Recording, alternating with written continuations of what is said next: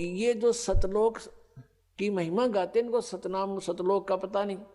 अब परमात्मा कहते हैं कि कलयुग में जीवन थोड़ा है, भाई कर ले बेग संभार, योग साधना बने नहीं केवल नाम आधार। अब जैसे सतयुग के अंदर लाखों वर्ष की आयु थी जीव की, और फिर त्रेता में लास्ट में 10,000 वर्ष की आयु रह जाती है, और द्वापर के अंत में 1000 वर्ष की आयु रह जाती है, और कलयुग के लास्ट में 20 वर्ष की आयु इस मनुष्य की रह जाएगी। तो लाखों वर्ष बैठ के वो हठ योग करें जाते, सबकी समाधियां ऊपर जाती थी। समाधि क्या चीज है? जैसे कल आपको दिखाया था, रात्रि के समय जय गुरुदेव पंथ के मुखिया श्री तुलसीदास साहेब मथुरा वाले का अनुभव, वो कहीं बताता है मुझे रास्ते में रामकृष्ण दिखाई दिए, फिर कहता है मुझे वहां उनके कहते हैं सीन दिखाई देते हैं, वृक्षों में आदमी और वृक्ष नाच, आदमी उनका लटक रहे, व्यक्ति लटक रहे हैं और वृक्ष नाच रहे ये मूर्ख बना रहा काल इनको। तो फिर ये कहता है श्री राम श्री कृष्ण की झांकी देखी, नजारा देखा, उनकी सवारी निकली मैंने देखी साधना में। फिर इन्होंने क्या देखा कि वहां सतपुरुष एक स्त्री के साथ बैठा हुआ यो काल बैठा है दुर्गा के साथ में, दूर से दिखाई दे दिया इसने किसी रूप में। इंद्र भी अपनी पत्नी के साथ सची के साथ रहता है स्वर्गलोक में, तो इसने वो ज्ञान है ही नहीं, इसी को देख लिया परमात्मा है, सतपुरुष है। अब क्या है कि जैसे सतयुग के अंदर साधक साधनाएं करते थे, उनके सवत शरीर होते थे और माइंड सेट होता था, पूर्व संस्कार अच्छे होते थे, कोई काम नहीं होता था विशेष। जैसे सतयुग में सभी हरा भरा होता है पूरा पृथ्वी, और बहुत सुंदर मेवा फल, और जैसे आपने देखा होगा सामक एक घास होता है जिसके बहुत बाजरे जैसे दाने लगते हैं, और इस तरह के गेहूं वगैरह ये अपने आप उगे रहते हैं, उनको काटो समय आने पर और अपना पछोड़ो और खाओ, फल खाओ, काम कोई नहीं, लेकिन वो भगवान की भक्ति अवश्य करते हैं। अब जैसा भी उनको ज्ञान होता है ऋषि महर्षि या आस पास से, तो उसी तरह वो बैठ जाते, बैठकर उनके अंदर कोई ना कोई चैनल ऑन हो जाता उनका। जैसे हमारे शरीर में ये कमल बने हैं, मूल कमल में गणेश जी का वासा है, उससे ऊपर स्वाद कमल है जिसको अधिष्ठान चक्र बोलते हैं, तो उसमें सावित्री और ब्रह्मा जी का चैनल है वो। यानी चैनल क्या होते हैं? टीवी में चैनल होते हैं, ओरिजिनल कार्यक्रम तो उनके कहीं पर भी वो लाइव दिखा रहे हैं तो कहीं और हो रहा है, दिख रहा है टीवी में, और दिखता उसी को जो उसका चैनल ऑन हो जा उस कार्यक्रम का, तो वो कार्यक्रम हो रहा है कहीं और दिख रहा है टीवी में। तो ऐसे ही ये ऊपर नज़ारे हो रहे हैं कहीं और दिखते हैं इस शरीर के अंदर, और दिखते केवल ये ब्रह्मांड के ही है, सतलोक के इसमें नहीं दिखते, क्योंकि अंड और पिंड के पार स्वदेश हमारा है। तो ये क्या करते थे, इनको अंदर समाधिस्थ हो जाते थे, कोई चैनल ऑन हो जाता है इनकी पूर्व की भक्ति से, और फिर उसमें वो देखते हुए नज़ारे, कोई जैसे झरने दिख रहे हैं, कहीं पर कोई सवारी आ रही है, कोई किसी की, ये काल उनको मूर्ख बनाने के लिए एक बाजीगरी शुरू कर देता है। अपने आत्माओं जैसे सिनेमा देखने जाया करते, पहले फिल्म देखने, अपने पल्ले से पैसे लगाते और 3 घंटे ऐसे जाते जैसे 3 मिनट चली गई हूं, और फिल्म समाप्त होते ठगे से रह जाते, जैसे तो और चलनी चाहिए थी, थोड़ा सा समय हुआ, और 3 घंटे वो बैठ के दिखाओ भक्ति में, कति नहीं बैठा था, 100 बार इधर देखेंगे, 100 बार इधर, वहां चले। और तो ये समाधिस्थ न्यों होया करते थे, काली ने मूर्ख बना रहा था। अब ये मन जो है ये टिकने नहीं देता जीव को। अब इसके वहां समाधिस्थ होकर ये कई वर्षों तक बैठे रहते थे, इसका कारण ये था कि मन को बाहर की अपेक्षा अंदर के नज़ारे बाहर से अच्छे दिखने लग जाते, तो ये उनमें लीन होता, उधर पहुंचा, वहां चला, और खाए जा धक्के, इतने समय पूरा हो जाए इसके जीवन का। और वो हठ योग करने से सिद्धियां आ जाती हैं परमात्मा के नाम से। जो भी व्यक्ति कोई क्रिया करता है उससे उसके अंदर सिद्धियां आ जाती हैं। मोक्ष मार्ग नहीं है वो। उन सिद्धियों के आधार से इन्होंने किसी को हानि कर दी, किसी को लाभ दे दिया, अपनी कमाई नष्ट कर दी। इससे ये महर्षि प्रसिद्ध हो गए। किसी का भविष्य की बातें बता दी कि तेरा ऐसा होएगा, तो लोग उनको पूजने लगे। अरे उसने के केला तोड़ दिया, न्यू बता दिया तेरा छोरा मरेगा, लड़का मरेगा। वो पहले वो चिंता शुरू कर दी, और फिर समाधान बताओगे, ये कर दो वो कर दो। और फिर उसकी मृत्यु तो होनी डेफिनेट है, क्योंकि उनके पास वो मार्ग नहीं जिससे उसकी आयु बढ़ जाए, जो इस दास के पास परमात्मा ने दे रखी है। तो फिर वो लड़का मर जाता है। तो अड़ोस पड़ोस के भी कहते हैं भाई उस महात्मा ने तो पहले बता दिया तेरा लड़का मरेगा। बताओ, उसने के केला तोड़ दिया, लड़का मरेगा। और उसी से वो प्रसिद्ध हो गए, भाई बड़ा बहुत भविष्य की जानता है। तो इसका कोई लाभ था इनसे। तो अब परमात्मा कहते हैं कि तुम किसी से ज्योतिष दिखा के आना, नाम लेने तो पहले, फिर ना धक्के खाना, नहीं तो नाम खंड हो जाएगा। और वो कोई आपको हानि बता दे कि आपको उस समय में इतनी हानि होगी, या कोई ऐसा दुर्घटना होगी, आपके परिवार का सदस्य या आपकी कोई मृत्यु का संयोग बताता है, तो यहाँ उपदेश लो और सच्चे दिल से नाम खंड मत होने देना। और फिर देखना,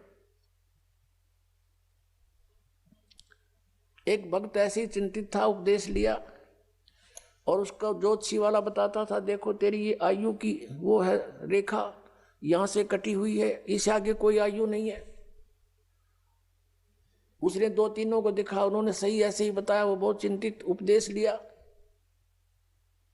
भक्ति करता रहा डर के, क्योंकि जिसने मौत दिखाई देती है वो भक्ति डट के करता है, बकवाद छोड़ देता है। कुछ दिनों में क्या देखा, उसकी रेखा ही बढ़ गई। और फिर वो गया उनके पास दोबारा, उसकी जो आयु बताई थी उसके बाद फिर वो गया वैसे, उसने ये कहने के लिए कि तुम तो झूठ बोल रहे थे। उसने जन्म पत्री भी बनवा रखी थी। तब वो देखने वालों ने दोबारा कहने लगा तेरा हाथ दिखा, अग्नाम नहीं दिखाया करते हाथ, बकवास करते हो तुम। वह जन्म पत्री उनका एक विशेष पुरोहित था, उसके पास रखी थी। उसने पढ़ कर देखी कि कितनी उम्र होगी तेरी, कि मेरी 30 वर्ष, और तुझे तो 25 वर्ष में मर जाना चाहिए था। तो वो भक्त बोला तू मरे, हम नहीं मरे, तू मरेगा निकम्मे। राजा तो भी नाम ले लेके केला तोड़ दिया, तेने बता दिया 25 साल की उम्र में मरूंगा, तेरे पास समाधान तो था नहीं। तो इस प्रकार ये ऋषि महर्षि प्रसिद्ध हो गए। और ये काल का जाल है। तो ये जो साधनाएं परमात्मा बताते हैं कि अब स्पष्ट कर दिया प्रभु ने कि कलयुग में जीवन थोड़ा है, और कर ले वेग संभार, वेग माने शीघ्रता से। और योग साधना इबतरी बने नहीं, केवल नाम आधार। जैसे तुलसी साहब जी हुए हैं, वो जिसने रामायण लिखी है, वो भी कहते हैं कलयुग केवल नाम आधारा, सुमर सुमर नर उतरो पारा। अब कौन से राम का, कौन सा नाम, अब नाम के ऊपर बात आ जाती है कि मोक्ष मंत्र के जाप से होगा। मंत्र के जाप से हमारी भक्ति बनेगी, कमाई बनेगी, और उस भक्ति की कमाई से हम फिर दोबारा रिचार्ज होकर के सतलोक जा सकते हैं। हम जब सतलोक से आए थे हम फुल चार्ज थे, यानी हमारे पास हमारे बैग भरे थे हमारी पुण्य कमाई के। इस काल ने हमें लूट लिया, और जो साधना इसने बताई हैं वो अस्थायी लाभ की है। जैसे वेदों में ओम नाम का जाप 5 यज्ञ बताई है, तो ये ओम नाम ब्रह्म का है। ओम नाम की कमाई इस महास्वर्ग में, सतलोक में नहीं, महास्वर्ग में, और इसके नकली सतलोक में, वहां हम बर्बाद कराते थे। जैसे आपको बहुत बार बताया है कि एक समय मार्कंडे ऋषि साधना कर रहा था, तब ऐसे समाधिस्थ होकर बैठा था। और जो वर्तमान में इंद्र होता है स्वर्ग का राजा, वो यज्ञ तप आदि से बनता है। तो उसको एक हिदायत इंस्ट्रक्शन होती है उसके लिए एक चेतावनी होती है कि तेरे शासन काल में यदि कोई इंद्र की गद्दी प्राप्त करने योग्य तप कर लेगा तो तुझे गद्दी से हटाना पड़ेगा और उसको गद्दी पर नियुक्त करेंगे। तो ये भी चिंता उसको रहती है कि मेरे शासन काल में कोई इंद्र की गद्दी प्राप्त करने योग्य कोई यज्ञ या साधना ना कर ले, तप ना कर ले। इसलिए वो अपने देवताओं को पृथ्वी पर एज ए CID इंस्पेक्टर छोड़ देता है। तो ऐसे किसी दूत ने जाकर के इंद्र को बताया कि बंगाल की खाड़ी में एक मार्कंडे नाम के ऋषि बहुत दिनों से साधना कर रहे हैं, तप कर रहे हैं। इंद्र को चिंता हुई, उसने एक उर्वशी अपने लोक से एक सुंदर औरत भेज दी, सब हार श्रृंगार उसको दे दिए, उसको एक सिद्धि भी दे दी कि उस ऋषि के आसपास ऐसा वातावरण बना दे बसंत जैसा, सुगंध छोड़ दे। और उसने ऐसा ही किया। और फिर वो सामने जाके खड़ी होगी, सब सुंदर आभूषण पहने हुए। मार्कंडे ऋषि की आधी आंखें खुली, आधी बंद थी, समाधिस्थ था, और वो देख रहा था सांग ब्रह्मलोक में। उधर से वो उर्वशी उसके सामने नाचने लगी, डांस करने लगी थोड़ी सी दूरी पर। कभी कैसी अदा करती है, कभी कैसे, लेकिन उसने नजर ऐसी थी कि ये ऋषि कुछ हरकत करेगा मेरे साथ, ऐसा नहीं हुआ। तब उसने सोचा कि बात बनी नहीं, उसने सभी वस्त्र उतार दिए, नेक्ड खड़ी होगी। तब मार्कंडे ऋषि ने कहा कि हे बेटी, हे बहन, हे माई, तू यहाँ किस लिए आई, कारण बताइए। शर्मिंदा होगी उर्वशी, कपड़े पहन लिए और कहने लगी कि हे ऋषि जी, मेरे स्वरूप को देखकर यहाँ के सभी तपस्वी डामाडोल हो गए, इनका देख ले जाकर के बुरा हाल हो चुका है। और आप जानो आपकी समाधि कहाँ थी। तब मार्कंडे ऋषि ने बताया कि मेरी समाधि वहां पर थी जहां तेरे जैसी तो वहां डांस करने वालियों की दासियां थी, साथ साथ, यानी सेवन साथ साथ तेरे जैसी तो उनके चरण दौड़ने वाली थी, इतनी सुंदर है वो। मैं उनके डांस देख रहा था, तेरे क्या देखूं फिर मैं। तब उर्वशी ने कहा कि आप मेरे साथ इंद्रलोक चलो। मार्कंडे ऋषि ने कहा कि तेरे से कोई सुंदर हो उसने भेज जा तू। तो वो कहने लगे जी, स्वर्ग के राजा की पत्नी, इंद्र की पत्नी मैं ही हूं, और मेरे से सुंदर उस स्वर्ग में कोई औरत नहीं है। तो फिर मार्कंडे ऋषि ने कहा कि जब तेरा इंद्र मरेगा तू क्या करेगी। उर्वशी ने कहा कि मैं ऐसे ऐसे 14 इंद्र वरूंगी, 14 अपनात्माओं, एक शास्त्र अनुकूल साधना त्याग कर मनमाना आचरण करने से और इस काल के दूतों की बताई भक्ति करने से उस पुण्यात्मा ने इतनी कठिन साधनाएं की होंगी कभी कि वो इतनी लंबी उम्र स्वर्ग की प्राप्त कर ली उसने कि 1008 चतुर्युग तक वो स्वर्ग में रहेगी एज ए पटरानी, एज ए मतलब इंद्र की पत्नी के रूप में रहेगी। और जो इंद्र होगा उसका, इंद्र का शासन काल, Indra is a post, Indra का शासन काल वो 72 चतुर्युग का होता है। एक चतुर्युग में सतयुग, त्रेता, द्वापर, कलयुग, ये 4 युग होते हैं। तो ऐसे ऐसे 72 चतुर्युग तक एक इंद्र का शासन काल होता है, और उसकी मृत्यु के बाद दूसरा इंद्र उसी पोस्ट पर बैठ जाता है। और वो जो सची नाम की औरत है, वो पुण्यात्मा कभी इतने पुण्य कर चुकी है कि वो उनके साथ कांस्टेंट बनी रहेगी, इंद्र बदलते रहेंगे, वो उनकी पत्नी सबकी बनी रहेगी। इतना ये सुख स्वर्ग में ईसन सुख मानना है जिसका गणा समय स्वर्ग में बीत जा, उसको ये टीरी खां बतावें सबसे अच्छा पुण्यकर्मी। अब इन मार्कंडेय ऋषि ने पूछा कि जब इंद्र मरेगा तू क्या करेगी? कि मैं 14 इंद्र मरूंगी। मार्कंडेय ऋषि बोला कि वो 14 भी मरेंगे, तू फिर क्या करेगी? तब वो क्या बताती है कि मैं तो गद्दी बनूंगी मृतलोक में, और जितने इंद्र में भोगूंगी वो सारे गधे बनेंगे, अपना पुण्य भोग कर, स्वर्ग का राज्य भोग कर। तो मार्कंडेय ऋषि ने कहा कि फिर मुझे तू किस लिए अपने इसे गंदे लोक में ले जावे थी, जिसका राजा गधा बने और रानी गधी बने? तो क्या कहती है, मैं अपनी इज्जत रखने के लिए वहां जाऊंगी तो ये कहेंगे तू हार कर आगी। अपनी इज्जत रखने के लिए मैं आपको इंद्रलोक में चलने के लिए कह रही थी। तो मार्कंडेय ऋषि ने कहा, ए भोली आत्मा, आप ही स्वीकार कर रही है कि मैं मृत्यु के उपरांत गधी बनूंगी, और अब भी तू गधी 14 खत्म करेगी, और फिर भी इज्जत की ठेकेदार नहीं बनी बैठी है कि मेरी इज्जत रह जाएगी, भाग जहां से। अब पुण्यात्मा उसी समय इंद्र आ गया। इंद्र ने कहा कि बंद नवाज, इंद्र की गद्दी प्राप्त करो, तुम जीते हम हारे। मार्कंडेय ऋषि कहता है, अरे इंद्र क्या कहता है, इंद्र का राज तो मेरे लिए काग की बीट है, और आजा बेटा बैठ, तुझे मैं मार्ग बताता हूं। मार्कंडेय ऋषि कहता है कि बैठ जा बेटा, मैं तुझे भक्ति मार्ग बताता हूं।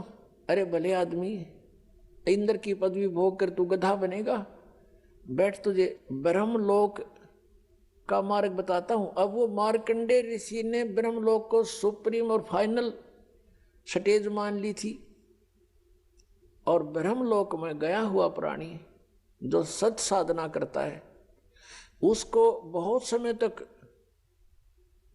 समय तक यानी एक ब्रह्मा की मृत्यु होएगी, तब तक उसका महास्वर्ग का समय निर्धारित हो जाता है। जो ब्रह्मलोक में चले जाते हैं उनका इतने पुण्य बन जाते हैं भक्ति से, ओम नाम के जाप से। अब मार्कंडेय ऋषि ने यही फाइनल मान रखा था कि इस तो ऊपर कोई जगह है कोई नहीं, स्वर्ग में चलेंगे, महास्वर्ग में जाएंगे यानी ब्रह्मलोक में।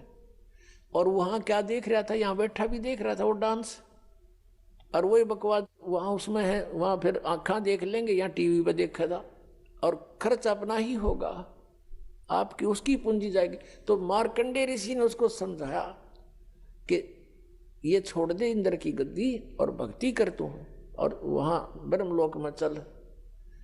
अब इंद्र क्या कहता है कि महाराज जी फिर देखेंगे, इब तो मैंने मौज करने दे, अगजा मर ले डूब के। अब पुण्यात्माओं ये स्थिति प्रत्येक प्राणी की है। जैसे इस दास के साथ प्रारंभ में ऐसे बीता, किसी मित्र को, प्यारे को, रिश्तेदार को, या वैसे कोई संपर्क में आए व्यक्ति को समझाते थे कि भक्ति करो, क्योंकि जिसके पास अच्छी पोस्ट है, 2 पैसे समय पर प्रयोग करने को हैं, या किसी के पास धन है, अच्छे बिजनेस है, वो सामने गुट्टी लावे, और 100 बकवादों में ध्यान उसका रहता है। तो उसे हम कहते कि भैया भक्ति करो, परमात्मा का नाम लो। पहले तो वो कहते किसने देखा भगवान। अब देखो पुण्यात्माओं, हमने समझना है, वो तो जैसे बोली वो बोल लेंगे, उनको ज्ञान जितना उतना ही बोलेंगे, और फिर क्या कहते हैं, देखी जाएगी जो होगी। अब किसने देखा है? जैसे हम कहते भी भक्ति ना करोगे तो गधे बनोगे, पशु बनोगे, ऐसा भगवान के विधान में है। तो वो क्या कहते हैं, देखी जाएगी, किसने देखा है। अब गधा अपने पास से के देखी जाएगी, क्या देखोगे, वो तो कुम्हार देखेगा, फिर 2.5 मन का बोरा कमर पर होगा, हाथ में लठ, और जहां स्थान खाली दिखेगा उड़े मारेगा तेरे। अब देखना तो अब देखो, बुराई त्याग दो, भक्ति करो, अपना कल्याण करवाओ। फिर वो क्या कहते हैं, किसने देखा है, किसने देखा आगे का कि ऐसा होगा। अब पुण्यात्माओं, जैसे 5-4 अंधे जा रहे हो एक मार्ग पर, आगे से आंखों वाला उनको मिले और वो कहे भाई कहाँ जा रहे हो सूरदास, वो कहते हैं बाग में जा रहे हैं, और उनको कोई बताया कि ये बाग नहीं है, इधर तो आप जा रहे हो, ये तो वन है, घोर वन, इसमें भयंकर हिंसक प्राणी है, तुमने खा जाएंगे, इधर मत जाओ, वापस आओ, आपको दूसरा रास्ता बताता हूं। अब वो अंधे न्यू कहें कि किसने देखा है, देखी जाएगी। अरे भले आदमी, जो आपको बता रहा है वो देखकर बता रहा है, आंखों वाला है वो। और आपको जो बता रहा है वो सारी आपके साथ बीतेगी उस जंगल में, बियाबान में। तो यही सती थी आप और हम की थी। जिन महापुरुषों की आंखें थी, दिव्य दृष्टि खुली थी, वो आंखों वाले थे। उन्होंने इतने 12 ग्रंथ बनाए हमारे लिए, हम अंधों के लिए, कि तुम हमारी बात पर विश्वास कर लेना, ना दिखता हो तो। अब आंखों वालों की मानने नहीं और अंधे ने आप दिखता नहीं, तो क्या होगा उसके साथ? वही रिजल्ट होगा जो आंखों वाला बता रहा था। यदि उस मार्ग को नहीं बदलेगा तो उसके साथ वही बीतेगी जो पहले बताई गई थी।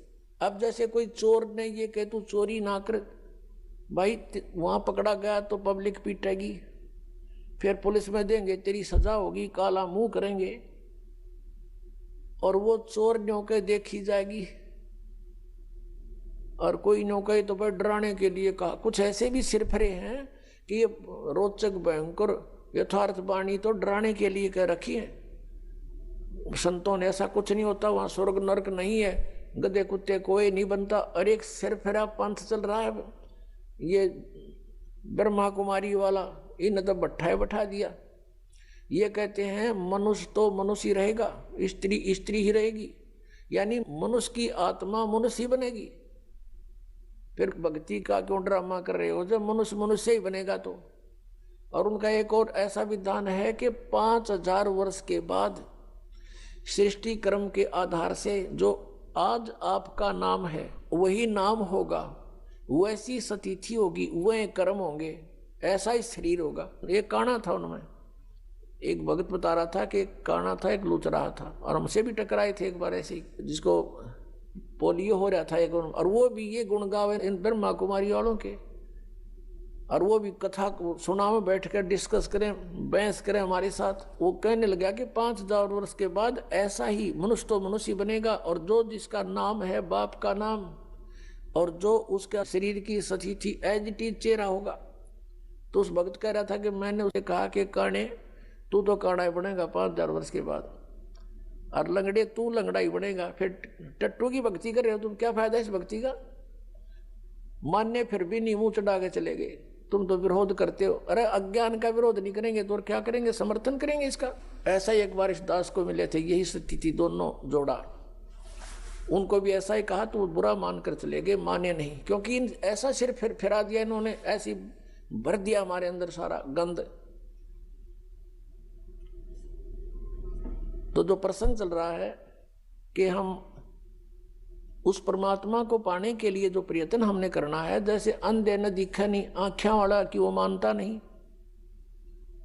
तो फिर वही होगा जो उसके साथ बताया गया है। अब जैसे चोर चोरी करता है और उसको कोई कहता भी तेरे साथ ऐसे ऐसे बीतेगी, अब वो सच्चाई भी है और भयानक भी लाले, डर भी है, और डरेगा तो बच जाएगा। जय वो डर मानना इस बात सच्चाई है ये, और भय भी होना चाहिए इस बात का भी चोरी कर रहा हूं तो ये बीत ना जाओ मेरे साथ में, तो वो फिर गलत काम को त्याग देगा।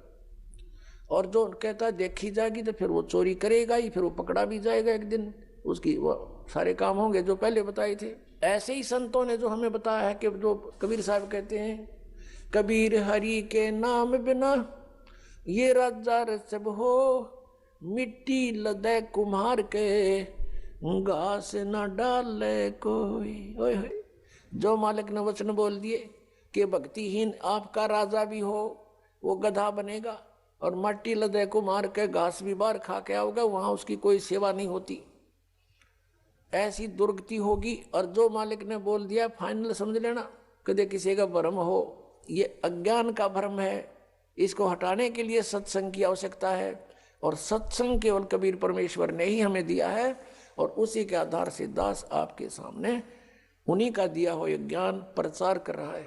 पुणात्मा वो परमात्मा स्वयं आते हैं इस तत्व ज्ञान को बताने के लिए, वो प्रत्येक युग में आते हैं। सतयुग में परमेश्वर का नाम सत सुकृत था, और त्रेता में परमेश्वर का नाम मुनिंदर था, मुनिंदर ऋषि, द्वापर में करुणा में, और कलयुग में कबीर देव, कबीर साहब उनका नाम रहा है। पुण्यात्मा यदि परमेश्वर नहीं आते यहाँ पर तो हमें यह भक्ति मार्ग प्राप्त नहीं होता। हम अपना जीवन नष्ट करते रहते। कितना महा उपकार किया उस परम पिता ने आके। और पुण्यात्माओं, जो ये समागम 5 दिवस का चल रहा है, ये इस दास को इस फाल्गुन मास की अमावस्या को इस दास को दीक्षा प्राप्त हुई थी। और परमात्मा कहते हैं, जिस दिन सतगुरु भेंटिया 100 दिन लेखे जान, बाकी समय बर्बाद गया तेरा बिना गुरु के नाम। जिस दिन आपको दीक्षा प्राप्त हुई वो आपका आध्यात्मिक जन्म है। पुण्यात्माओं, ये दिन जो इतना महत्वपूर्ण है, फाल्गुन की अमावस्या, सन 1988 को यही फाल्गुन की अमावस्या के दिन दास को उपदेश प्राप्त हुआ था मेरे पूज्य गुरुदेव परम पूज्य स्वामी रामदेवानंद जी महाराज से। और पुण्यात्माओं, अगर वो दिन मुझे प्राप्त ना होता तो आज आप भी दुखी रहते, वंचित रहते और दास का भी जीवन नष्ट हो जाता। अब वो दिन इस जिंदगी में भूला नहीं जा सकता। तो उस उपलक्ष्य में ये ज्ञान, ये समागम हो रहा है। तो जिस तरह दास को ये ज्ञान हुआ, और ये दास पहले यही डले ढो रहा था, लोक वेद के आधार से भक्ति कर रहा था। पीछे लग गया जाऊं था मैं लोक वेद के साथ, रस्ते में सतगुरु मिले है दीपक दे दिया हाथ। तो दास भी यही लोक वेद के आधार से बाबा श्याम जी की जय हो, बाबा श्याम जी के पुजारी, और फिर हनुमान जी के पुजारी। 25 वर्ष तक दास ने हनुमान जी का व्रत रखा, मंगलवार का हनुमान चालीसा 7 बार प्रतिदिन कंटिन्यूस करना। फिर श्री राम श्री कृष्ण हमारे इष्ट, शंकर भगवान भी साथ में पूज्य। यानी इस तरह का हम सारे ही पूजाओं का ढेर सारी पूजाएं किया करते थे। और जो भी घर में सुख हुआ, जैसे बच्चा पढ़ता है तो पास होता है, सफल होता है परीक्षा में, तो वो कह सोचता है कि मेरे भगवान ने मुझे पास कर दिया। हम उनके 100 शुक्र मनाते थे, सारे देवताओं के नाम लेते थे इकट्ठे। उसने दया करी, बाबा श्याम जी की जय हो, हनुमान जी की जय हो, श्री कृष्ण भगवान की जय हो, राम की जय हो, शंकर भगवान ने दया कर दी। और फिर जैसे संतान उत्पत्ति हुई, प्राप्ति हुई, तो उसमें भी जय हो नहीं भगवान ना की, बाबा श्याम जी के बोल दिए इतने रुपये उसके वहां चढ़ाऊंगा इसके अब ये लोक वेद के आधार से हम सोच रहे थे ये देवता हमें लाभ दे रहे, ये तो कुछ भी ना कर सकते। इनके इतिहास, इनकी पावर से हमें पता चला कि ये भगवान तो हैं, स्वामी हैं, अच्छी आत्माएं भी हैं, लेकिन ये हमारे को केवल वर्क डन दे सकते हैं, जैसा कर्म करेगा उतना ही दे सकते, इसमें कोई परिवर्तन नहीं कर सकते थे। आपके अगर पूर्व जन्म में कोई संस्कार अच्छे थे, उनसे आपको लाभ हो रहा था, लाभ ही देंगे। ये आपका कोई पाप कर्म आ गया तो पाप कर्म भी जबरदस्ती आपका भुगवाएंगे, उसमें कोई परिवर्तन ये नहीं कर सकते। अब कबीर देव जो है वो कर सकता है। तो पुण्यात्माओं, ये दास पहले लोक वेद के आधार से अपना जीवन नष्ट कर रहा था। कोई अभाव नहीं था, घर में सब सुविधाएं थी, संतान थी, 2 पुत्र 2 पुत्री, जेई की सर्विस थी दास की, जूनियर इंजीनियर की। और ये सोच रहा था बहुत बढ़िया काम है, ऐसे ही ठीक है। और जब ये अंधेरा हट्या, जब बता के कोट जन्म तन बरमत हो गए, कुछ ना हाथ लगा रे, कुकर सुकर खरबा बोरे, कौआ हंस पुकारे, कोटि जन्म तू राजा की न मिटी न मन की आशा, और भिक्षकों का दर दर घूमया, ये मिला नहीं निर्गुण रासा। इंद्र कुबेर ईश की पदवी, और ब्रह्मा वरुण धर्मराया, विष्णुनाथ के पुर को जाकर तो फिर भी वापस आया। अब क्या बताते हैं कि इतनी अच्छी अच्छी पोस्ट तूने प्राप्त की, इंद्र बना, ब्रह्मा विष्णु महेश तक की पदवी आपने प्राप्त की, और फिर जन्म मृत्यु में जैसे ये ब्रह्मा कुमारी पंथ है, श्री लेखराज ये सुनार का काम करता था बंबई में, और वहां कोई सत्संग हो रहा था।